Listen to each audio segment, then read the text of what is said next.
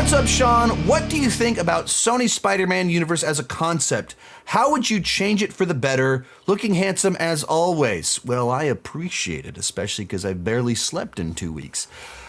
What do I think about the Sony Spider-Man universe as a concept? I'm assuming this Sony Spider-Man universe that doesn't have Spider-Man, what do I think about it in general? I think it's nonsense, it's cynical, and it's exploitive.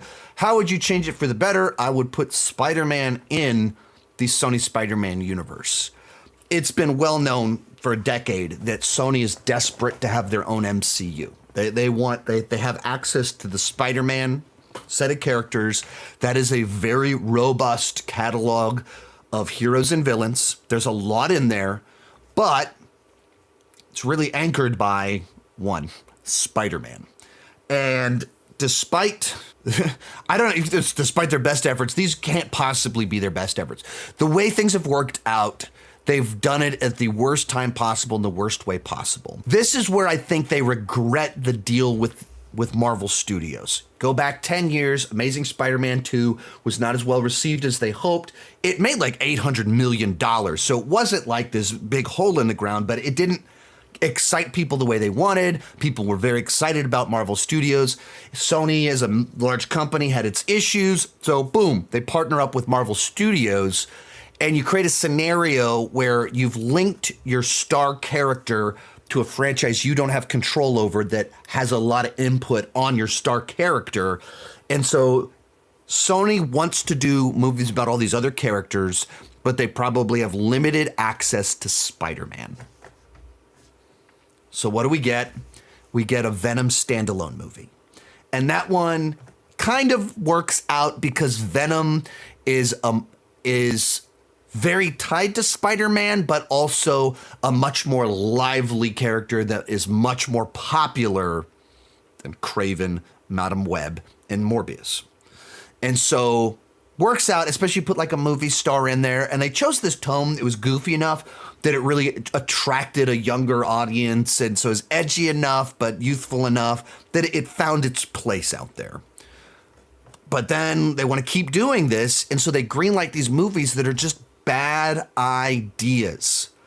It is not a good idea to do a Kraven the Hunter movie as an anti-hero minus Spider-Man. It's not a good idea to do a Madam Web movie without Spider-Man. Like, these are just not good ideas.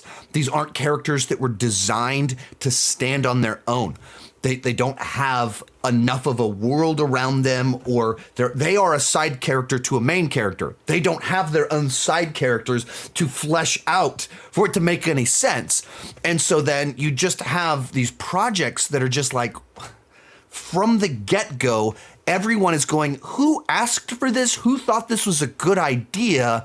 And they're getting horrible reviews. Obviously, Morbius got terrible reviews a few years back. Now, Madam Web is getting terrible reviews. Kraven might do a little bit better simply because I think the nature of the character can just do a silly, fun adventure film. So it'll probably get like 40% on Rotten Tomatoes, maybe. I could be totally wrong, but I don't expect it to have good reviews. I don't expect it to be a good, memorable movie.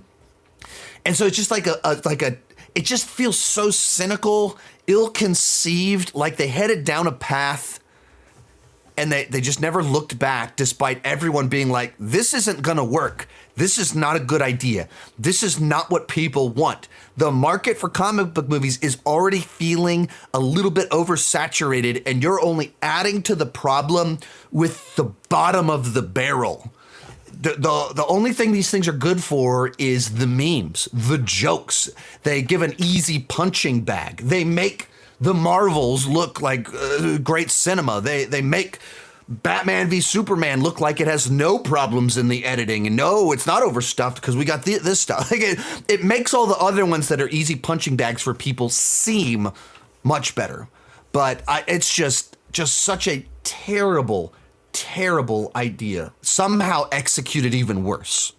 Even though all the movies seem to have reshoots and they're reworked, what is going on with this disastrous batch of films? Most of these clips are pulled from my Patreon live streams. I do about 6 live streams every single month. For $2 per month, $20 per year, you can get access to all the exclusive videos and live streams. For $5 per month, you get your name on my end card. At the top tier, you get a 30-minute video chat with me each month. The link down below in the description has more information.